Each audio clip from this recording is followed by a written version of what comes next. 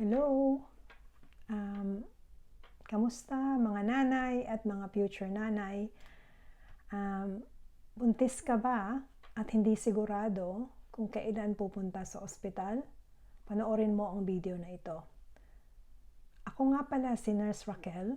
Ako ay isang nurse, midwife, at maternal and child health nurse. Isang Filipino-Australian na meron pong over 31 years of experience. Sa video na ito, pag-uusapan natin kung ano yung mga sintomas o senyales na ang isang buntis ay kailangang pumunta na sa ospital. Importante ito dahil marami sa mga nanay ay nahihirapan na malaman kung kailan po ba sila pupunta sa ospital. At meron din pong mga sintomas o senyales na hindi po kailangang pag-intayin.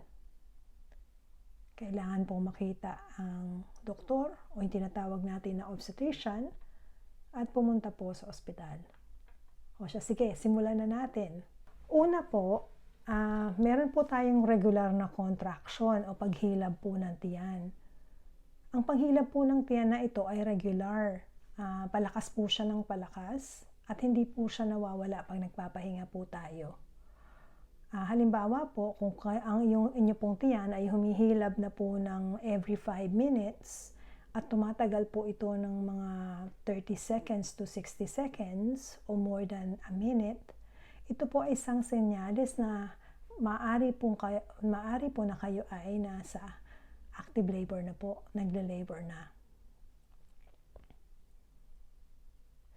Sa pangalawa po, kapag pumutok na po ang panubigan, tinatawag po natin itong amniotic fluid.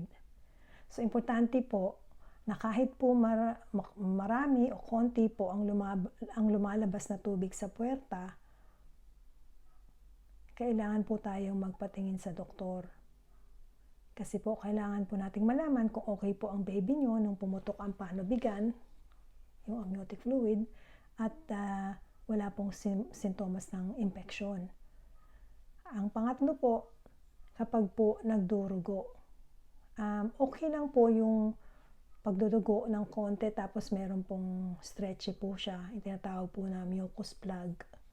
Normal po iyon. Pero po yung pagdurugo po na malakas, na para pong pag hiniwa nyo po yung sarili nyo, lumalabas yung fresh na blood.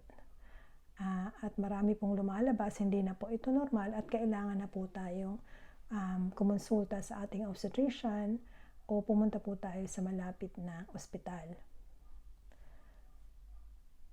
Okay, ang pang-apat po,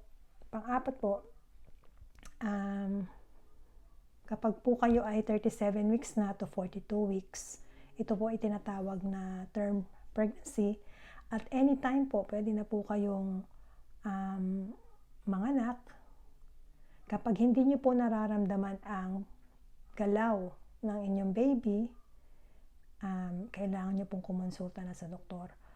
Halimbawa po, sa inyong experience, kasi po lagi nyo pong kasama ang baby nyo everyday, kung yung baby nyo po ay laging gumagalaw pagkatapos nyo pong kumain sa tanghalian, o pag gabi po before kayo matulog, galaw ng galaw yung baby, tapos po hindi na po siya nagalaw o mahina po ang paggalaw, kailangan pong kumonsulta na po tayo sa doktor.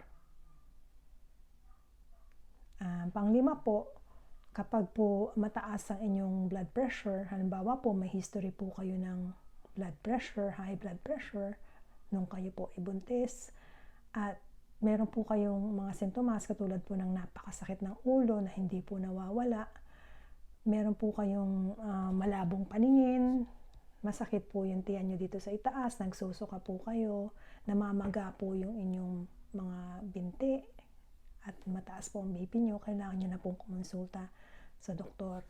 Sometimes po, mother instinct po yan, para pong meron tayong nararamdaman na hindi tama, kakaiba, na parang may mali, para pong something is not quite right. Pakinggan nyo po kung ano po yung sinasabi po ng katawan po ninyo. So, magpatingin na rin po tayo sa doktor o pumunta po sa malapit na ospital. Ayon po sa 35 years na experience ko po, mas mabuti po na magpatingin po tayo kahit po hindi po tayo sigurado. Kasi po mas maigi na po yung magpatingin kaysa naman po magsisi po tayo. Tsaka ang video na ito ay gabay lang po ito. Hindi po ito kapalit sa konsultasyon niyo po sa inyong doktor o sa inyo pong obstetrician o sa pagpunta niyo po sa ospital.